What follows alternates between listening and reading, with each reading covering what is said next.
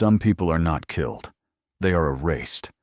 A forged letter, a bribed physician, a grave dug for a name and not a body, and a living girl becomes a story her family tells at supper.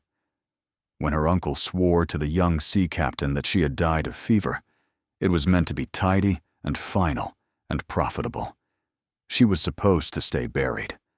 Instead, 7 years later, that same captain, a duke now and half a ruin, walked into his own hall and found her on her knees, scrubbing his floors. The North Sea did not forgive, and the house that kept watch over it had learned the same hardness. Fairomere Hall stood on a shoulder of black rock above the water, its back set against the moor, and its face turned to the tide. For a fortnight, it had been the whole of her world. She had come north in the back of a carrier's cart with one bundle, a borrowed name, and 4 pennies knotted into the corner of her shawl, answering an advertisement an agency had placed 3 counties away. A maid of all work was wanted, and no questions were asked of a woman willing to travel so far to scrub for her bread. She had learned long ago to be a woman, about whom no questions were asked. They called her Meg, and she answered to it now without thinking, the way a body answers to cold. The name that had truly been hers, the one her mother had chosen and her father had spoken as though it were a small and precious thing, belonged to a dead girl. Dead girls had no need of names. She had buried Sidney Fenwick 7 years past, along with everything Sidney had been foolish enough to believe, and she did not mean to dig up either of them. So she worked, and she watched, and she kept her face turned toward the floor. That was the first rule, and the one that had carried her through 7 winters in houses far meaner than this. Be useful and be unseen. A servant no one noticed was a servant no one questioned, and a woman no one questioned was a woman no one could find. She had learned the back stairs before she learned the family, which boards groaned underfoot and which kept their counsel, and she moved through Fairomere like a draft through a keyhole, felt for a moment, and then gone. The other women had taken to her in their careful northern fashion, and it was her hands that had won them. On her 3rd day, the scullery girl, a thin, quick child named Prue, had caught her wrist against the lip of a boiling kettle and gone white to the mouth with the pain of it.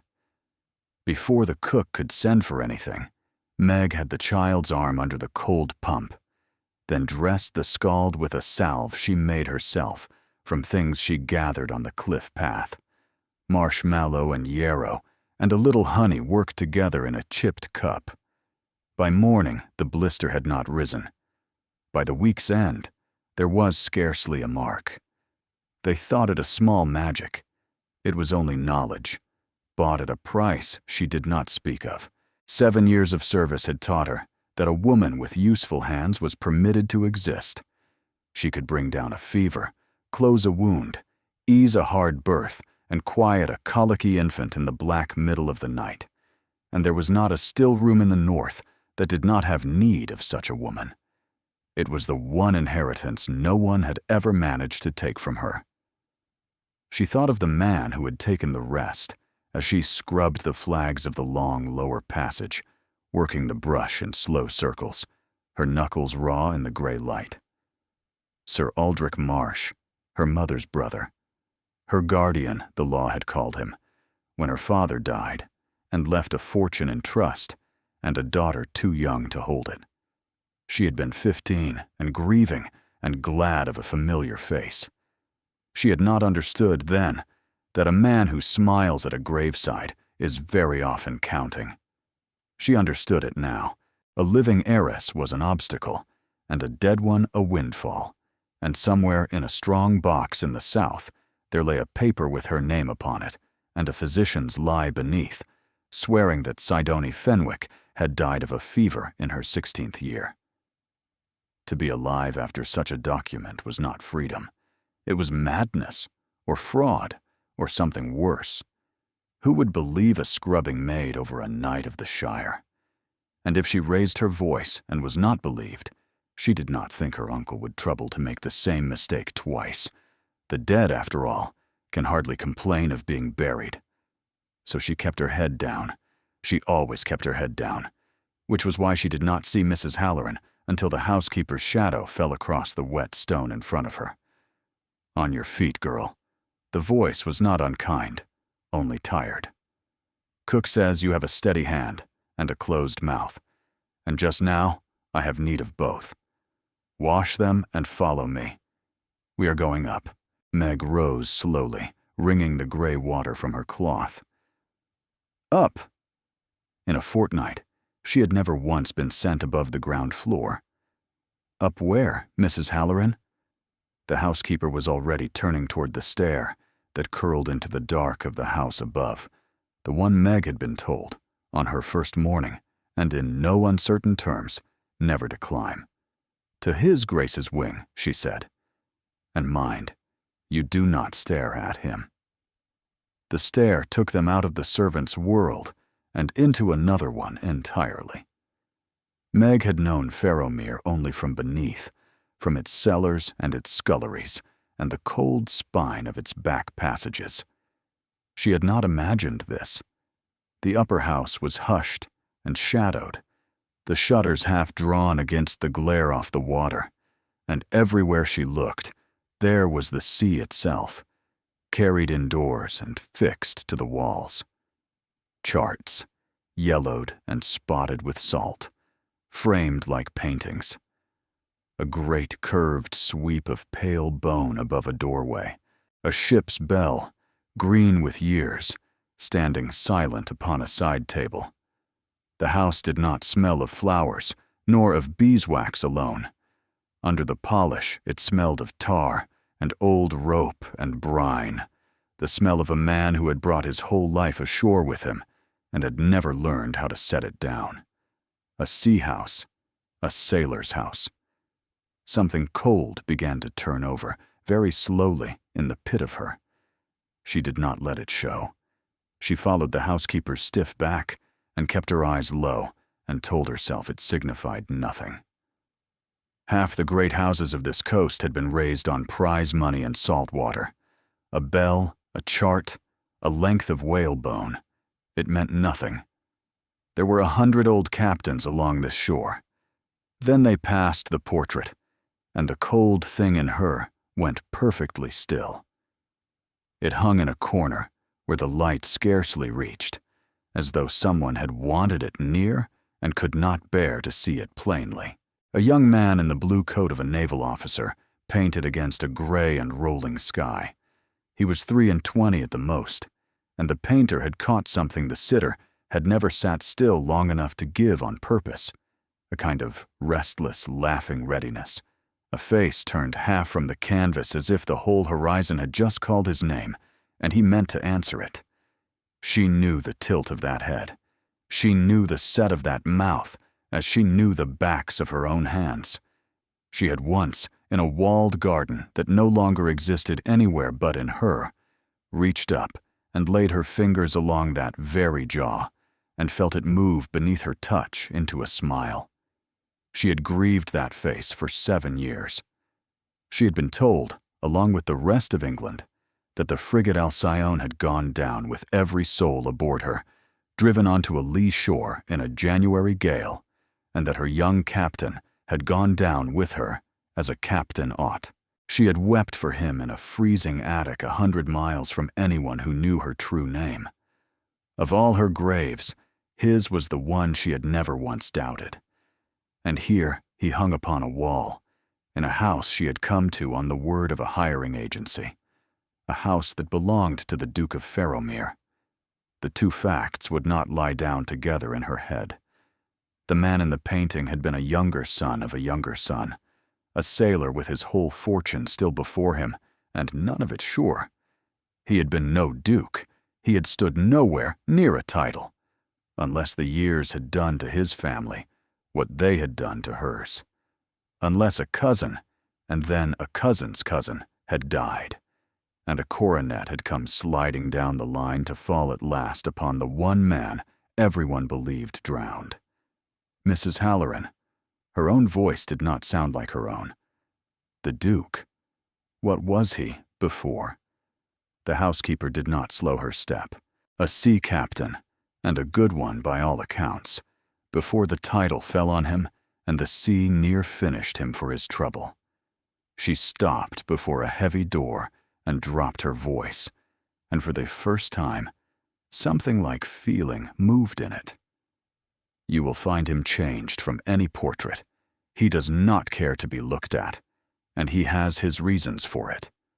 You will keep your eyes on your work and your questions behind your teeth, and when he speaks to you sharp, and he will, you will not answer him back. Do you hear me, girl? Meg could not have answered back if her life had hung upon it. Her whole life, it seemed, now did. The housekeeper opened the door. The room beyond was dim and close and warm. A fire banked high against the damp coming off the sea. And for a moment, Meg saw only the shapes of it, the great dark bed, the tall window full of gray water, the long form of a man folded into a chair by the hearth, a stick against his knee. Then he turned his head toward the sound of the latch, and the firelight fell full across him, and she saw what 7 years and the sea had made of the boy in the painting. The breath went out of her without a sound. It was him, older and harder, and marked down one whole side of his face by something that had burned or torn its way from brow to jaw. But it was him, alive, living and breathing, not 20 feet from where she stood, in the flesh she had buried in her heart 1,000 nights. Ambrose Hale looked at the maid frozen in his doorway, and there was not the faintest flicker of knowing anywhere in his tired eyes. "Well," he said, "come in then, if you're coming. Do not stand there letting the heat out of the room." Meg did as she was told, because a maid who hesitated was a maid who was remembered, and she had spent 7 years being no one worth remembering at all. She carried her pail across the warm, dim room, sank to her knees at the cold end of the great hearth, and set about the grate as though her heart were not beating hard enough to bruise her from the inside. She would not look at him. She dared not. If she looked at him full and long, she would come apart at every seam, and a woman who came apart in the bedchamber of the Duke of Fairomere would be put out onto the moor before dark. Worse than that, she would become a thing men remembered and remarked upon, and the remarks of servants ran downhill and out of doors, and all the way, in the end, to the south. So she fixed her eyes upon the ash and the iron and the black bars of the grate, and she made her hand slow and certain, and she breathed the way she had taught 100 laboring women to breathe, low and even, riding the fear instead of fighting it. He watched her. She felt it the way one feels the sun move behind a cloud, that pale gray gaze she had once known better than she knew the daylight, traveling over her bent back and her raw knuckles and the coarse cap that hid every strand of her hair. "You are new," he said at last. His voice had changed. It had gone deeper and rougher, worn down at the edges like a stone step. But under the wear, it was still his, and the sound of it after 7 years of silence was very nearly more than she could carry. "Yes, Your Grace," she said, to the grate. "Look at me when you answer." She turned her face up because she had to, and she gave him only a servant's face, blank and mild, and lowered again as fast as she dared. One glance. It was enough to undo a lifetime. The scar was worse seen close, a pale rope of old burn that dragged at the corner of one eye and vanished into his collar. And beneath it, his face was thinner and older and set hard against the world. But his eyes were the same, gray as winter water, and just now fixed on her with a faint, troubled frown, as though she were a word he had known all his life and could not, for the moment, bring to his tongue. "What you are called," he said. "Meg, Your Grace." "Meg." He said it slowly, weighing it, and she watched him decide that it meant nothing to him, and she felt the floor of her chest give way beneath a thing that was half grief and half a terrible flooding relief. He did not know her. 7 years and hunger and hard water had done what her uncle had only dreamed of doing. She had been rubbed clean out of the world. She was safe. He did not look away. That was the trouble. A man who did not know her should have dropped his eyes and returned to his fire and his pain, and instead he went on studying her with that small crease between his brows, the way a man frowns at a tune he cannot name, hearing the shape of it and not the words. Twice he drew breath as if to speak, and twice he let it go. She felt each near miss like a hand passing close above her skin in the dark, and she scrubbed harder and prayed to a God she had long since stopped believing, listened, that he would tire of her and let her go back down into the merciful dark of the scullery. Then his leg betrayed him. She heard it before she understood it, the sharp, indrawn hiss, the scrape of the stick as his hand closed white around its head. Some old ruin of bone and muscle beneath the blanket over his knee had seized without warning, the way such wounds did in the damp, and he bowed forward over it with his jaw locked and the sweat starting on his brow. And he made no sound at all, because he was a man who had long ago run clean out of the luxury of making sounds. And Sidonie Fenwick forgot, for the space of one breath, to be dead. She was across the hearthrug on her knees before she knew that she had moved, her hands already lifting, and every instinct she had earned the hard way over 7 years rising up in her at once. "Be still," she said, and her voice was not Meg's flat murmur now, but low and swift and certain, the voice she used at bedsides when the fear in a room had to be given somewhere to go. Do not brace against it. Fighting it only feeds it. Let the breath out, all of it. There. Let it pass through you and go on. He went utterly still. Not the stillness of the pain, another kind altogether. He was staring at her, and the frown was gone, and in its place was something raw and disbelieving that told her, far too late, exactly what she had done. "Say that again," he said. His voice had dropped to almost nothing. She could not speak. "Where?" he said, and stopped, and began again, and she saw the whole of his hard-won composure shaking now like a mast in a rising sea. "Where did you learn to say that? Those words, in that order, in that voice?" He shook his head once, sharply, as though to clear water from it. "There was a girl, a long time ago, in another life than this one. She used to say those very words to me, in that very voice, whenever I was fool enough to break myself falling out of the rigging." He laughed, and it was a dreadful sound, half a sob torn out sideways. "She is dead. They told me she died. I buried her 100 times in my head on the long road home, and I have buried her every single day since. The firelight was full upon her face. She had stopped hiding it. She could not have hidden it now for all the safety in the world." He looked at her, and this time he truly looked, past the cap and the gray, and the 7 hard years and the hunger, all the way down to the thing underneath that no amount of erasing had ever reached. And she watched the exact moment the impossible arrived and took him. The moment his grief cracked straight down its center, and something else, something far too large and too bright to look upon, came pouring through the break. "Sidonie," he whispered. Her name in his mouth went through her like the tide drawing out, pulling the ground from under her all at once.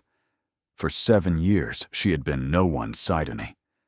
She had been Meg and Nan before that, and a dozen borrowed plain names in colder houses, and she had schooled herself so completely out of her own that to hear it now, in the one voice she had never stopped hearing in her sleep, was very nearly past bearing. She stayed on her knees on the hearthrug and began, silently and helplessly, to weep, the first tears she had allowed herself in longer than she could reckon. "Do not," he said, and it wasn't a command now but a plea. "Do not weep, or I shall be certain I have run mad at last. They told me you were dead. They wrote it to me, Sidoni. They wrote that you had died." "Who?" she managed. "Who wrote it?" But she knew already.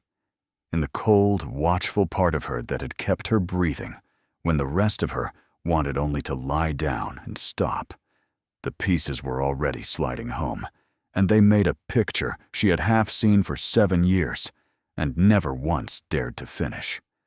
He was struggling up out of the chair, the stick forgotten. One hand held out toward her, as though she were smoke that a careless movement might scatter. She rose to meet him. They stood a foot apart in the firelight, and neither dared to close it. Two people who had each spent 7 years mourning someone alive the whole while, 100 miles apart, grieving the same lie. "Tell me it is truly you," he said. "I saw the letter with my own eyes. I have it still. God help me, for I could never bring myself to burn it. Your uncle wrote to me in his own hand. A fever," he said. "Sudden and cruel and quick. He said you were in the ground before the news could reach me at sea." "Sir Aldrich," she said, and the name tasted of cold iron on her tongue. Ambrose went very still again, but it was a different stillness now. The stillness of a man who has been to war and knows the shape of an ambush the instant it is laid bare before him. "I believed you drowned," she said. The Alcyone went down with all hands. It was in every broadsheet in England. I read it nailed to the wall of a coaching inn 3 days after they told me I was to be sent away north, and I thought, well, there it is then. The last door, shut and bolted. He's gone, and no one is left who would come looking, so there is no longer any reason to go on fighting. She dragged the back of a chapped hand across her face, roughly. I was wrong about the fighting, but I wasn't wrong that you were the last door. My uncle knew it too. That is the whole of it. That is why the timing fell out exactly as it did. "Tell me," he said. So she told him, the way she had learned to set a broken bone, quickly and cleanly, because slowness only drew out the agony. Her father had died when she was 15, and left the whole of his fortune in trust for her, and named her mother's brother, Sir Aldrich Marsh, her guardian until she should marry or come of age. Marsh had debts the shape and depth of a drowning man. A ward who married well would carry her money, and herself, clean out of his reach forever. And there had been an understanding, a green and half-spoken thing between a knight's ward and a sailor with his fortune still all to make, that all had smiled upon, and none had thought to set down on paper. And then the sailor's ship was lost with every man aboard her, she said. And on the same tide, the last protector I had lay at the bottom of the sea, and I was 16, and worth a fortune, and standing entirely alone. He did not even trouble to hurry. He found a physician who loved money better than his oath, and between them they signed me into my grave, and I was carried off by night to a house in Cumberland, where they had been told to expect a poor mad cousin who answered to another name. By the time anyone who had known my face thought to ask after me, Sidoni Fenwick had lain a 12-month in the ground, and the money was long since safe in Sir Aldrich's keeping. The fire cracked and settled. Ambrose had lowered himself back onto the arm of the chair, his ruined leg thrust out before him, and his face in the shifting light had gone the gray of cold ash. "He killed the both of us," he said quietly. "He killed you outright, on paper, and let me go on living, which was the crueler work of the two, for it left me to do the grieving. And then, because he was a captain still beneath all the wreckage of him, because part of him had never stopped reckoning wind and shoal and the intentions of dangerous men, He lifted his head, and she saw the danger in his own eyes catch and kindle. "Sidoni," he said. "Does he know? Your uncle. Has Sir Aldrich Marsh the least notion that you are living?" "No," she whispered. "No one does. No one alive knows my true name but you, in all the world." "Then hear me," he said. The softness was gone, burned clean off him, and what stood in its place was something cold and exact and very nearly frightening. He must never learn it. Not by a word, not by a glance, not by so much as your name spoken aloud above these stairs. Because the hour that man learns he buried a girl who had the poor manners to go on breathing, he will do the one thing that turns a forged death into a true one. And this time, Sidoni, he will take great care to make it certain. For a long moment neither of them moved, and the only sound was the sea working at the rocks below the window, patient and enormous and very old. Then Ambrose said quite calmly, "You will not go back down to that scullery." And there it was, the thing she had braced against from the instant her own name left his mouth. She felt her spine straighten and her face go smooth and mild, the old armor sliding down like a visor. She had learned in 7 years what it meant when a man of property decided he had found a use for a woman with nowhere left to go. "As your grace wishes," she said, in Meg's voice, from behind Meg's quiet face. His head came up sharply. He had heard it. Whatever else the years had stripped from him, they hadn't taken his ear. "No," he said. "Not that. Do not put that on for my benefit." He dragged a hand down his scarred face, weary to the bone. "You believe I have looked at you and seen a convenient thing, a tame ghost to shut away in some corner of this house and visit at my pleasure. I can see that you believe it, and I cannot fault you, for someone taught you to think so, and I can imagine the manner of the teaching. So let me be plain, since neither of us has patience left for the other kind of talk." She said nothing. "You are Sidoni Fenwick," he said, "and by every law of God and England, you are the living, wronged heir of a stolen fortune, and I mean to give it back into your hands. Not because I want a farthing of it, and not because I want you kept. Because it is yours. Because a man I used to be made you a promise once in a garden, and that man went to the bottom of the sea, and I am only what washed up in his place. But it seems I still hold his debts. And when it is done, when that man stands in the dock where he belongs, you will be free. Free to remain here, if it please you.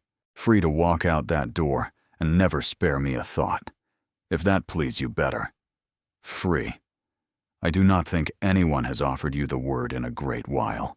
She could not answer, because her throat had closed, and because to want a thing as fiercely as she wanted to believe him was the most dangerous act she knew.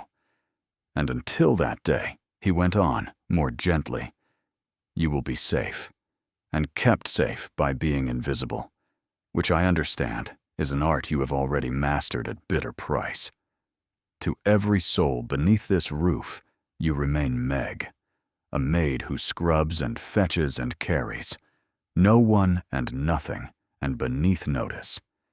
It is the cruelest thing I have ever asked of anyone, that you go on wearing the very disguise that has been your cage, and I ask it only because it is the one wall between you and a man who has killed you once already with a stroke of ink." The cold reckoning in her turned his words over and over, hunting for the hook in them, the price, the snare, and found none. That frightened her more than a snare would have. "There is one thing that shall be different," he said, "and it must be, or I shall go quietly out of my mind." And here the hard captain faltered, and beneath him she glimpsed the boy from the portrait, restless and laughing and long gone, when there is no one by to see, when it is only these 4 walls. "You shall have your name," He said it almost shyly. I have carried you dead these 7 years, Sidoni. I cannot bear to go on saying Meg to your living face. Something in her that had been frozen so long she had forgotten it could feel it all cracked, just slightly, and let in a single thread of unbearable warmth. Yes, she said. Not Meg's flat murmur, but her own voice, rusted with long disuse. Yes. All right. He nodded and looked away toward the fire, as though they had agreed to something far larger than any words, which indeed they had.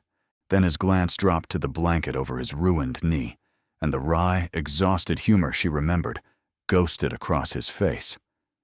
There is a second matter, he admitted, on which I should value the opinion of a woman who once mended me for falling out of the rigging. This leg has suffered 4 physicians and a great deal of costly uselessness, and it torments me worse each winter. I have let no one near it in years. He met her eyes, and the offering was plain, and it was the truest thing he had given her yet, truer than the fortune, truer even than the name. But I believe I would let you. And Sidoni understood that he was holding out the one thing he guarded above all others, his own broken body, his own hidden pain, and that this, not any fine speech about freedom, was how a man like Ambrose Hale said the words, I trust you. She crossed to him and knelt again beside the ruined knee, not as a maid this time, and laid her healer's hands upon the blanket, and felt the old wound beneath, and for the first time in 7 years, the old vigilance in her fell quiet, and let her simply be where she was. Far across the darkening water, no one yet living knew that the dead girl breathed. But the sea is a wide road, and it carries word both ways, and even in that hour, in a great house in the south, a letter was being folded and sealed that would find its slow way at last to Fairomere. The weeks that followed were the strangest of Sidoni's life, because they were happy, and she had no practice at being happy. By daylight, she kept to Meg. She carried coal and emptied slops, and bent her back over the flags where any passing eye might land on her. For the surest hiding place for a hunted creature was the one place no hunter would stoop to look, down among the brooms and the ash buckets. But in the low hour after the house had gone to its rest, when Mrs. Halloran had banked the kitchen fire and old Doverley had turned the last lock in the last door, she climbed the forbidden stair, and within those 4 walls, she set down the disguise and took up her name again, like a garment she had thought long since burned. It began with the leg, because that was honest work, and she was good at it. She unwound 7 years of costly foolishness from the old wound the way she unwound a bandage, slowly and without flinching, and found beneath it a ruin that 4 fashionable men had bled and blistered and never once troubled to understand. She made her poultices from the cliff path and the still room. She taught him the slow, cruel movements that lengthen a seized muscle rather than tearing it further. She was without mercy about the willow bark and the walking alike, and he cursed her inventively and did every last thing she bade him.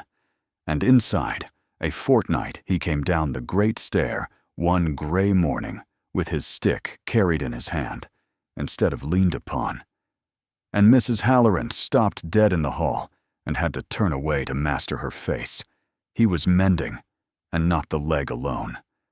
The whole man was coming back up from somewhere very deep and very cold, the way a diver breaks the surface, and the house felt it and did not understand it, and grew warmer by the day regardless. The servants had a duke again, short-tempered and dryly funny, and up before any of them, walking his own boundaries in the salt wind, with an old ship's dog at his heel. And if the great change had a center, only 2 souls in all of Fairomere knew it, and they told no one. She was necessary. That was the word she turned over in the dark, marveling at it. Not owned, not kept, not tolerated in a corner for the price of unpaid labor. Necessary. There is a respect that cannot be counterfeited, the respect of a proud man for a skill he does not have and cannot buy, and she had it from him whole, and it was worth more to her than the fortune sitting stolen in the South. She ought to have known that happiness, for such as her, was only the world drawing back its hand to strike. The first sign was a rider on the moor. She saw him from the still-room window on a white morning, a single horseman drawn up where the high road crested the fell, looking down at the hall, unhurried, for a long time, the way a man looks at a thing he means to come back for. Then he turned and was gone into the mist, and she told herself he was a drover, or an idle traveler, or nothing at all. But the cold reckoning at the back of her mind, the one that had never in 7 years been wrong about danger, sat up and would not lie down again. Ambrose, when she told him, did not laugh. He had learned in a hard school to respect the instincts of hunted things. He had already, quietly, set his own snare, riding south to his man of business, a dry and discreet person named Enderby, with orders to find a certain physician and to learn all that a careful man could learn about the affairs of Sir Aldrich Marsh. Now he wrote to Enderby again and told him to make haste. The answer that came was not from Enderby. It came 4 days later on the Wednesday post, one letter among the estate's dull business, and Ambrose broke the seal and went so still that Sidoney, dressing the fire, knew before he spoke that the hand had drawn back at last. "It is from your uncle," he said. The room seemed to tilt very slowly, like a deck under her feet. "He writes," Ambrose went on, his voice gone flat and careful, "to a duke he has never met in the warmest possible terms, to say how greatly he looks forward to their acquaintance. He proposes to do me the honor of calling here at Farrowmere, he and his son both." He looked up, and his gray eyes held the cold light she had come to know. "Within the week, Sidoney. He's coming here within the week. They had been promised a week, and in the event they were given a day, because Crispin Marsh had never once in his life been able to wait for a thing he wanted. He came clattering up the drive a full day ahead of his father, unannounced, in a hired gig, his neckcloth too high and his hat too fine, a soft and sleekly discontented young man who had been handsome once, before the drink and the sulking settled into his face. Sidoney caught sight of him through the still room glass and had to put a hand flat to the cold wall. Her cousin, Sir Aldrich's boy, the child who had pulled the wings from flies in her father's garden while the grown folk murmured of her dead mother, grown now into a man who wore all of his father's greed and none of his father's care. She knew, in the icy clarity of that moment, that she ought to run. Ambrose knew it too. He found her on the back stair within the quarter hour, moving fast despite the leg, his face grim. "Go to the still room and bolt the door," he said low, "or take the trap down to the village. I will send word when he is gone. There is no shame in it. He knew your face once. He never once looked at my face," she said. "I was the poor cousin. I was furniture." She was surprised by how steady her own voice came out. "And I have run from that family for 7 years, across half of England, Ambrose, and I am tired unto death of running. If I bolt every door and hide in every cupboard, the moment a Marsh comes near, then he owns me still, living or dead. I will not give him that. I will serve his son his supper with my own 2 hands, and I will keep my head down as I have kept it down 10,000 times before, and he will see exactly what the world has always seen, which is nothing at all." Ambrose looked at her a long moment, and something in his grim face eased into a fierce and reluctant pride. "Then keep close to me," he said, "and if I lay my hand upon your shoulder, you leave the room that instant, and do not stop to argue. Agreed? Agreed. It was the longest evening of her life, and she had known some long ones. She carried and poured and set down dishes in the great cold dining room, while Crispin Marsh sprawled at the Duke's table and talked, endlessly, of himself, of his horses and his tailor, and the great things he would do once certain tedious difficulties of money were behind him. He scarcely saw the servants. He snapped his fingers for wine and did not look up when it came. Twice he reached out without a glance and gripped her wrist to draw her nearer with the decanter, and both times she felt Ambrose go rigid at the head of the table, and both times she caught his eye and gave the smallest shake of her head. Do not. Do not. And the storm held, and once, only once, it went to the very edge. She had leaned in to clear his plate, and Crispin Marsh looked up at exactly the wrong moment, straight into her lowered face, and a small, puzzled frown crossed his brow. "Do I know you?" he said. His wine-slowed eyes searched her. "You have a look of," he trailed off, groping after it. "There was a girl, years ago. He could not find it, of course, because the thing he reached for was buried in a churchyard in the south, under a stone with her name upon it. And no gentleman alive would ever dream that a dead heiress might be standing at his elbow with a gravy boat." Sidoni curtsied, and let her jaw hang a little slack and stupid, and said, in Meg's flattest voice, "Beg pardon, sir. I am sure I never had the honor." Crispin Marsh snorted and lost interest, and reached again for his glass, and the moment folded itself shut. But she felt Ambrose's hand come to rest on the back of her chair, not on her shoulder, not quite the signal, but near it, trembling with the effort of not becoming a fist. It cost him. All of it cost him.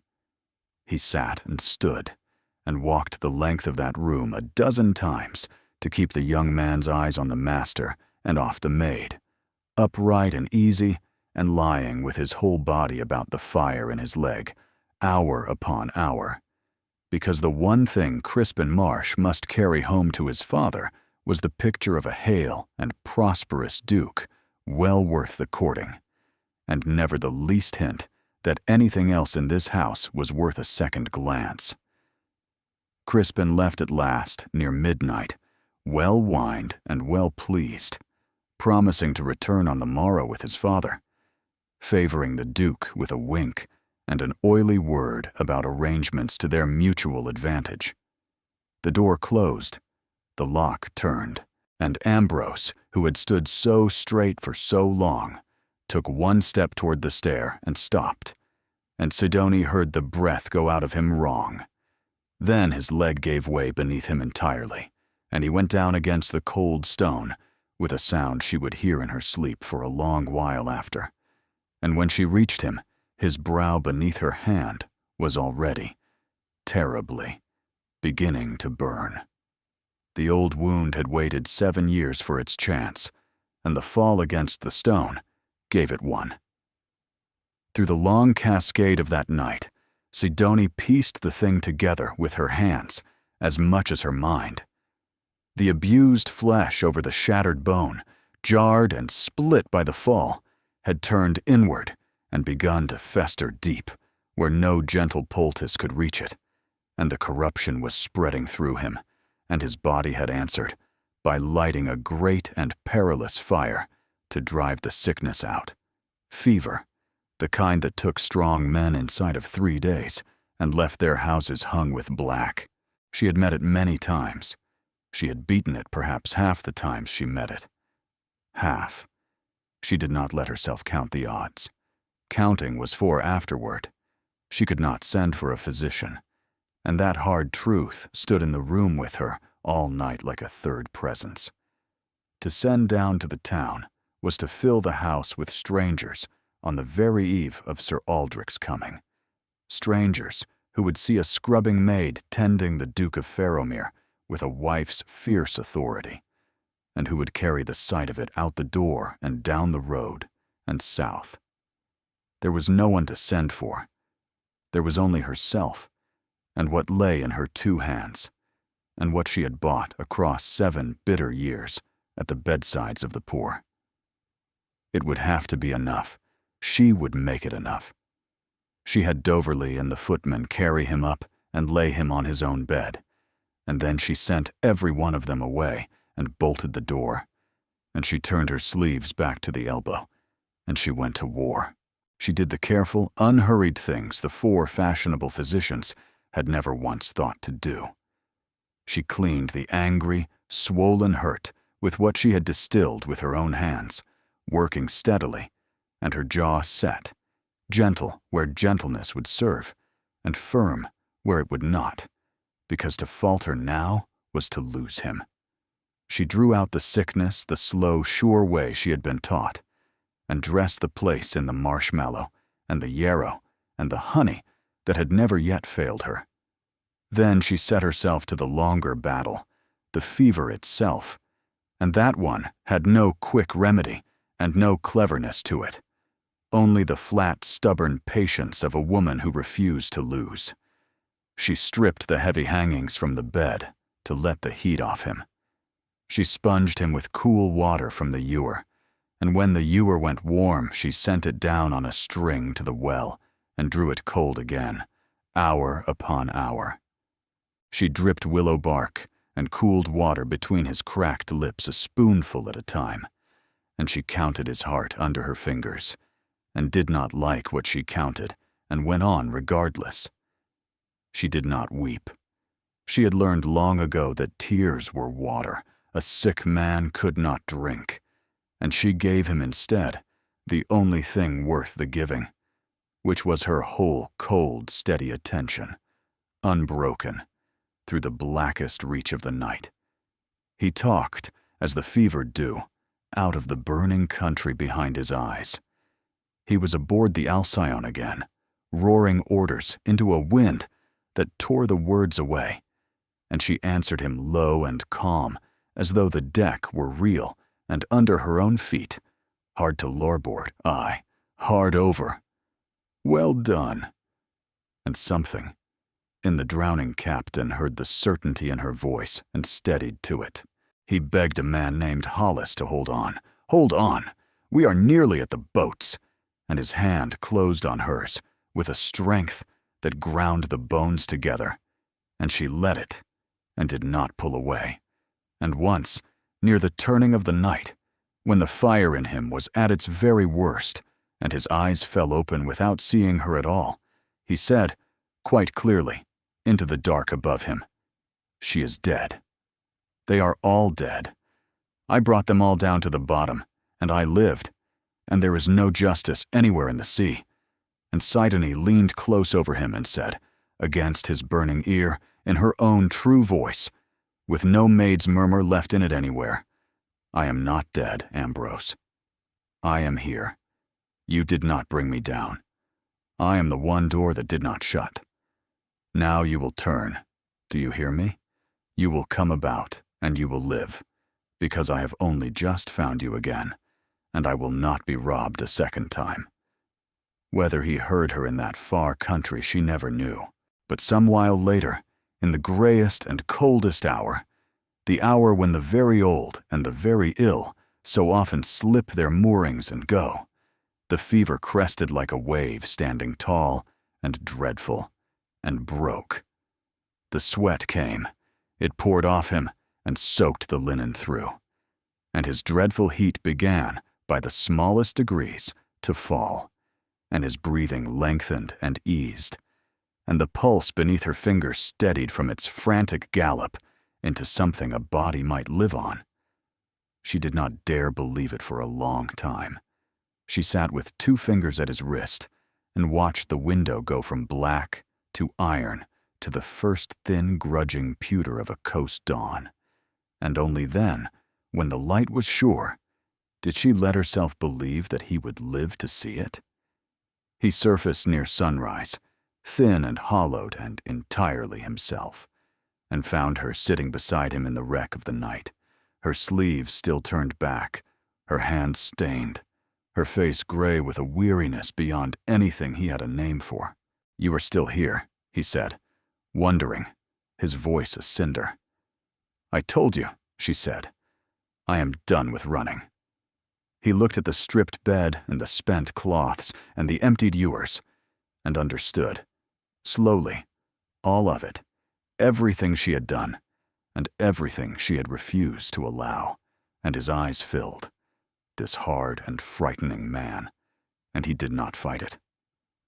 I have had, he said, 4 physicians, and a peerage, and the whole of the ocean, and not one of them ever did for me what you have done in a single night.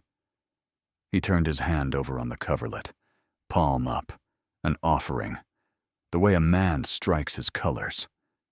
Sidoni, I do not want the man I used to be to have loved you. I want to be the man who loves you now. I have played the coward about it since the hour I knew your face, hiding behind the fortune and the promise and the debt, as though wanting you were a thing that wanted an excuse. She put her stained hand into his open one. I kept you breathing all night, she said, and her own tears came at last without her leave, and she let them. I believe that entitles me to the truth of you. So do not you dare dress it up as duty ever again. She bent, and she kissed him, once, softly, on his cracked and fever-dry mouth, the first freely given kiss of her whole-grown life, and it tasted of salt and willow, and the particular bone-deep sweetness of a thing snatched back from the water at the last moment. Outside, the gulls were waking. The tide was on the turn. And then, from the corridor beyond the bolted door, came Doverley's voice, tight with fear, and it put an end to the only peace she had known in 7 years. Your Grace, Miss, forgive me. There is a carriage on the drive. It is Sir Aldrich Marsh, and he is a full hour before his time. Sir Aldrich Marsh came into the great hall of Fairomere, with his hat already in his hand, and his smile already arranged upon his face, and Sidoni, watching through the crack of the servants' passage door, felt the 7 years fall away all at once, and had to remind herself that she was no longer 15, and no longer afraid. He had aged well, curse him. He was a spare, upright, silver gentleman, with a soft voice and mild eyes, the very picture of a respectable knight of the Shire, and only a soul who had lived beneath his roof would know the mildness was the still surface over very cold, very deep water. He had come to court a duke, and he did it beautifully, bowing to precisely the correct degree, admiring the hall, deploring the northern roads with a rueful charm, saying not one word too many. Ambrose received him standing. It cost him everything he had, and Sidoni alone knew the price of it. The fever not a full day behind him, the leg a column of fire beneath the immaculate coat. But he stood, tall and gray-faced and terrible, one hand at ease upon his stick, as though it were an ornament and not the mast he clung to, and he let Sir Aldrich Marsh talk. And Marsh, being Marsh, mistook the silence for encouragement, and talked himself out onto the thin ice. He came, he explained, in the spirit of neighborly friendship and of family feeling, for were they not both men, burdened with great estates and small comforts? He had a proposal that might answer for them both. He had a daughter, a good and biddable girl, lately out, in want of nothing but a situation worthy of her. And he had, he confessed with a modest cough, lately encountered certain temporary embarrassments of a pecuniary nature, which a connection to a house so distinguished as Fairomere might so easily set to rights. A loan between friends, a match between houses, an arrangement, your grace, to our great and mutual advantage. I see, said Ambrose, so you have come to sell me a daughter and borrow against her. Marsh's smile flickered only for an instant. Your grace is blunt. I'm dying, said Ambrose pleasantly, which was nearly true, and lent the words a dreadful weight. And dying men grudge the hours. So let us both be blunt. You are ruined, Sir Aldrich. I know the precise figure of your ruin, to the last shilling, because I have had it counted. You have gambled your way to the lip of the pit, and now you go about the country trying to marry or borrow your way back from it. Have I the shape of it right? The mild eyes had gone very still. I cannot think what you have been told, Your Grace, Marsh said carefully, but a gentleman's private affairs. A gentleman's affairs, Ambrose agreed. Yes, let us speak of a gentleman's affairs.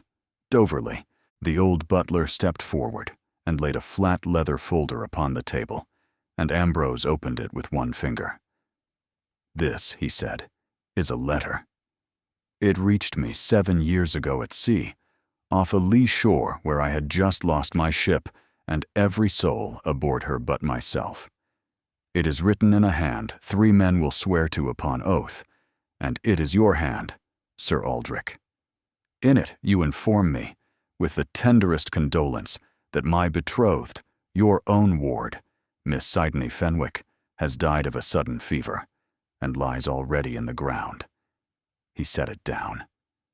This, beside it, is a sworn and witnessed statement, lately taken by my man from a physician, now living very poorly indeed in Lancaster, in which that physician confesses you paid him to sign a certificate of death for a girl he never saw die. Because she did not die, because there was no fever, because the whole of it was a lie. And this last, Ambrose said, laying down a third paper, is the accounting of the trust of the late Mr. Fenwick, which fell into your hands upon that forged death, and passed out of them, into your creditors, across the 7 years since. It makes for instructive reading. You did not merely bury your ward, Sir Aldrich. You spent her. The silence in the hall was total. Sir Aldrich Marsh stood very straight. He had gone the color of tallow, but he was no fool, and he was fighting still, his mind still casting about for a way out. These are grave insinuations, Your Grace, built upon the word of a bankrupt sawbones and a scrap of aged paper. A death is a matter of record. My ward lies in her grave these 7 years. The stone stands over her. No court in England will hear this. You have no witness and no body, because the body lies exactly where I. He caught himself, one heartbeat too late. Where you put it, said Sidney, and stepped out of the shadow of the passage door into the light of the hall. She had taken off the cap.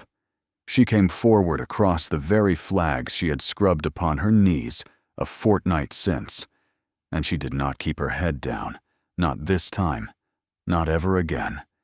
And she watched her uncle's face, and saw the exact instant the impossible reached him and took him by the throat. The mild eyes flew wide. What color was left in him drained away entirely. He put out a hand and found the back of a chair and gripped it as though the floor of the world had tilted beneath his feet, which, for him, it had. No, he said. It was scarcely a sound at all. You are dead. You died. You are. Say my name, she said. He could not. Say it, she said again, gently, and it was the gentleness that undid him. You wrote it in a letter to a grieving man. You had it carved upon a stone over an empty box. You have spent 7 years spending it. Surely you can say it once to my living face. My name, uncle. Sidoni, he whispered, and it was a sentence of doom, and he knew it, and so did every soul in that room. I stood at your elbow last night, she said, and poured your son his wine, and he looked full into my face, and did not know me, and neither did you. Because to men such as you, the people you injure are never quite real enough to be remembered. You buried a living girl to pay your card debts. You told the man I loved that I was rotting in the earth. And I have spent 7 years on my knees in other men's houses, learning to hold a life together with these 2 hands, while you spent the money my father left to keep me safe." She was not weeping. She had never in her life felt further from it. "So here is what will happen now." She glanced at Ambrose, and he inclined his head and gave her the haul. "You will sign," she said, "everything my father left, restored, to the last farthing, and where the money is gone, you will sign over what remains to you to make it whole.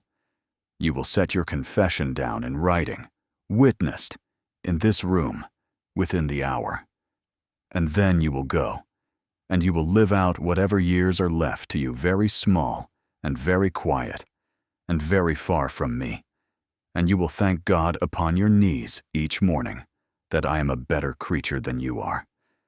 Because that letter in your hand and that statement from your physician are enough to see you transported or hanged for what you have done, and the only thing standing between you and the rope, Sir Aldrich, is my leave. You took my name. Now you will pass the rest of your life knowing that I chose to let you keep your neck." Sir Aldrich Marsh, who had smiled at her father's graveside and counted, sat down slowly in the chair he had been clinging to, and put his silver head into his hands, and was, at the last, entirely undone, ruined not by an army nor a court, but by a housemaid he had never once troubled to look at, who was the single debt in all his cold accounts he could not make disappear. The signing was done by nightfall, and it was a very quiet business, far quieter than she had ever dreamed vengeance could be. There was no shouting. Ambrose sent a rider for the nearest magistrate, a stout and sensible neighbor who came in his slippers and stayed to witness, white about the mouth, while Sir Aldrich Marsh set his name to his own confession and to the deeds restoring what could be restored. Enderby, who had ridden through the night behind his packet of evidence and arrived mud to the eyebrows in time to see his long labor bear its fruit, gathered the papers with the tidy satisfaction of a careful man, and then Marsh was simply, anticlimactically, gone, handed up into his carriage a smaller and grayer man than the one who had stepped down from it, his son white and silent at his side, the two of them carrying home between them the knowledge that they lived now only upon the sufferance of a woman they had thrown away like a broken cup. Sidoni stood on the steps in the salt dark and watched the carriage lamps dwindle down the drive and out along the moor road until the mist swallowed them, and she waited to feel the great thing she had waited 7 years to feel. It didn't come. There was no soaring, no blaze of triumph. There was only a vast and level quiet, the quiet of a debt at last discharged, and beneath it, rising slowly, a fear far larger than any her uncle had ever put in her, because it was over, and she was free. She found Ambrose in the study, sitting at last, the terrible standing done with, his ruined leg propped and his face carved hollow with exhaustion. The fire had burned low. Neither of them had eaten. He watched her come in and did not speak, and she saw that he had been waiting for her, and that he was afraid. And in all their strange acquaintance, she had never once seen him afraid. "You are free," he said, before she could speak, as though he had to get the words out before they choked him. "It is what I promised you. By the week's end, you will be Miss Sidoni Fenwick again in the eyes of the law, a woman of fortune and good name, entirely your own. You need never scrub another floor, nor answer to another living soul as long as you draw breath." He looked into the low fire. "You may go wherever in the world you please," and there it was, laid out plain between them, the very freedom he had offered her that first night as the greatest of gifts, come round at last to feel like a door swinging quietly shut. "Is that what you wish?" she asked. Her voice was steadier than the rest of her. "For me to go?" "No," he said at once, roughly, and then, quieter, wretchedly honest. "But I struck you a bargain. and I will not be one more man who tells you what you are. I have lain awake every night since I knew your face, afraid of exactly this hour. Afraid that everything between us, the name and the trust and the leg and this whole warm, impossible winter, was only a thing you leaned upon because you had nothing else. A spar in the water and not a choice. You have never once had a choice in the whole of your life. Your father died and chose your jailer. The sea took me and chose your ruin. Your uncle chose your grave. I will not be one more man who arranges your life for his own comfort and calls the arranging love. So I am giving you the one thing no one has ever given you, the room to walk away, even from me, especially from me.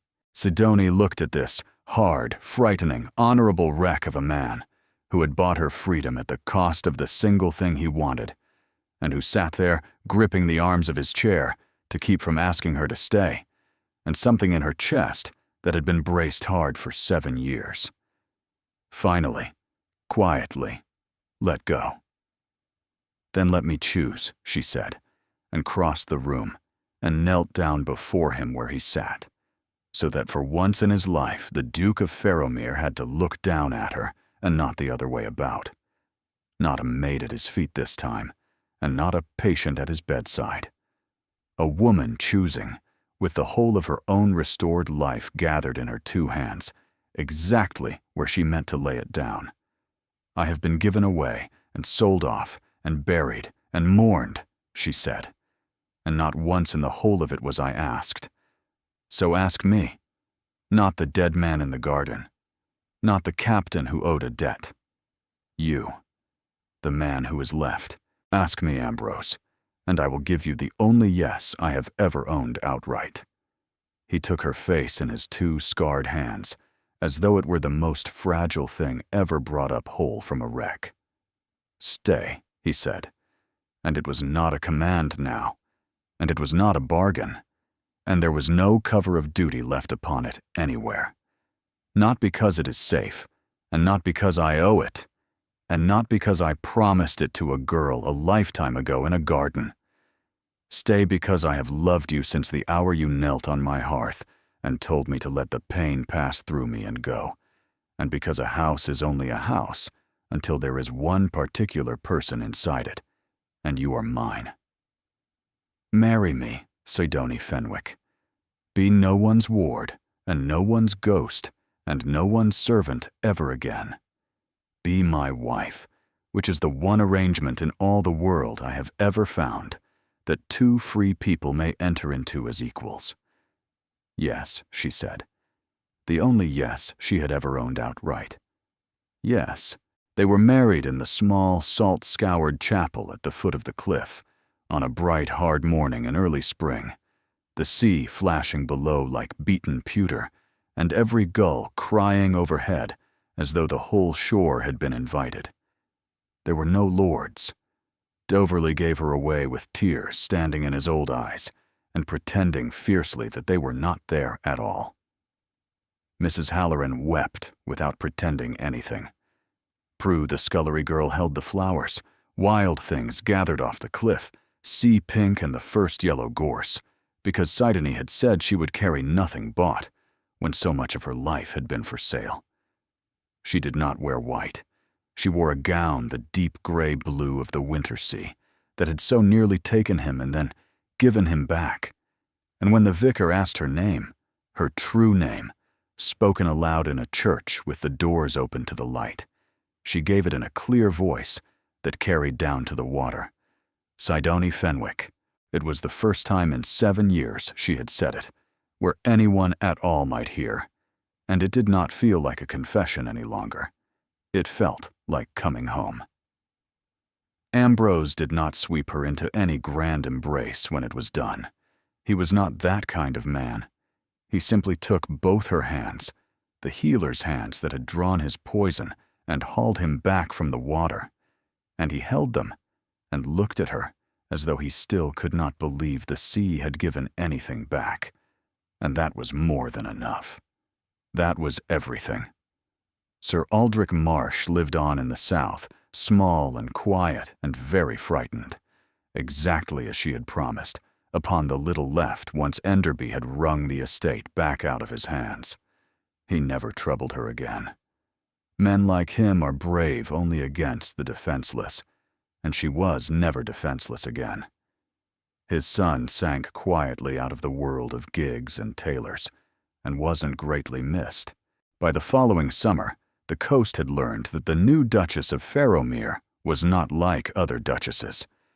She kept a still room that was the wonder of the district, and not for show. When a fisherman was carried up the cliff path with a smashed hand, they brought him to the hall. When the fever went through the village at the turn of the year, it was the Duchess who came down the moor road in the rain with her bag, and sat up 3 nights running in cottages with earthen floors, and the fever, that year, buried no one. They stopped calling her by her title behind her back. They called her the Wise Woman of Farrowmere, which is a far older and greater thing, and she liked it a great deal better. Ambrose walked his boundaries most mornings now with the old ship's dog at his heel, and his stick more often carried than leaned upon. And if the damp still caught him on some black nights, there was a particular pair of hands that knew exactly what to do about it, and no fashionable physician was ever so gladly dismissed.